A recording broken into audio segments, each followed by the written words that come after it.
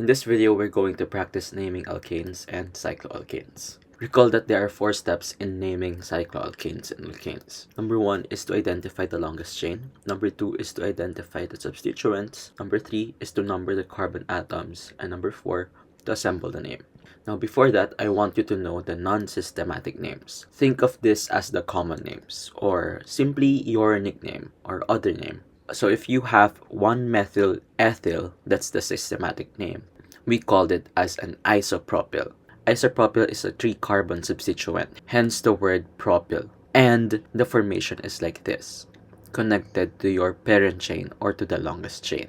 Now if we're going to use the line angle formula, it looks like this. This is your carbon, carbon, carbon, and this is your parent chain. Next, you have the 1,1-dimethyl ethyl. So if the structure is like this, 1, 2, 3, and this one, this is a tert butyl. If we're going to use the line angle formula, it looks like this. Carbon, carbon, carbon, and this one is carbon. Next, we also have the isobutyl. So the structure is this. If you see an iso, it's usually a Y shape, this one. And then, since it's butyl, it needs to be 4. So you have a carbon here. So that's isobutyl. The line angle formula version is this. Then we also have the sec-butyl. Sec-butyl is 1-methyl propyl. So this is your propyl. And you have methyl at carbon number 1. Okay? So to make it simple, we call them sec-butyl. So it looks like this. I just need you to know their structures. Okay? Next, we also have the isopentyl, or some books they call it isoamyl. Pentyl here, meaning 5 carbon. So you have 1, 2, 3, 4, 5 carbon substituent. Iso because this is like a Y shape, if you recall. Y, this is Y. So this is the line angle formula version. Next, we also have neopentyl. The systematic name is 2,2-dimethyl propyl. So this is your propyl. And this is carbon number 1, 2. At carbon number 2, you have 1-methyl and 1-methyl. Hence, it's 2,2-dimethyl.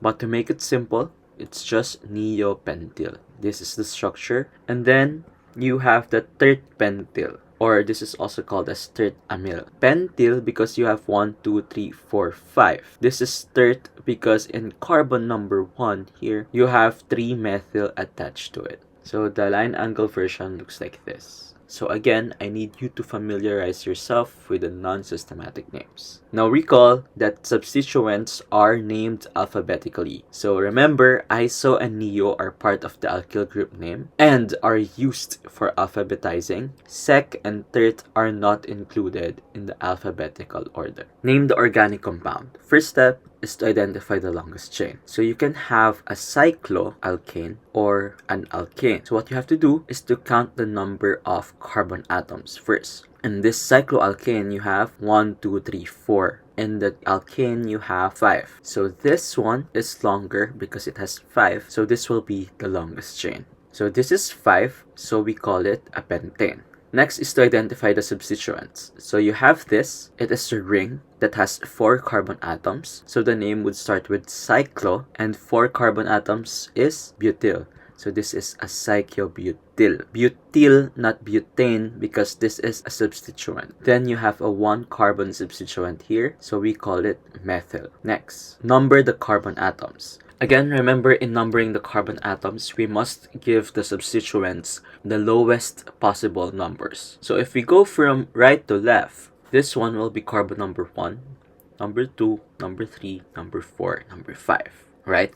So methyl will have a number 3, cyclobutyl will have number 4. But if we go from right to left, it will be 1, 2, 3, 4, 5. Cyclobutyl will have number 2, methyl will have number 3. 2 and 3 are lower than 3 and 4, so we go from left to right. Okay, so this will be 2-cyclobutyl and 3-methyl. Then assemble the name in alphabetical order. Cyclo is part of the name, so we include that. Cyclobutyl will go first, so we write 2-cyclobutyl-3-methylpentane. First step, identify the longest chain.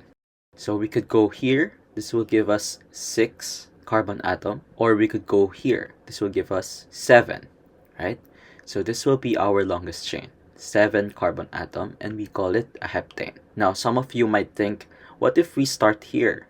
Okay, if we start here, it's still the same. Okay, this will give you 1, 2, 3, 4, 5, 6, 7. The numbering doesn't change, so it's okay. Or we can also start here. This will give us 1, 2, 3, 4, 5, 6, 7.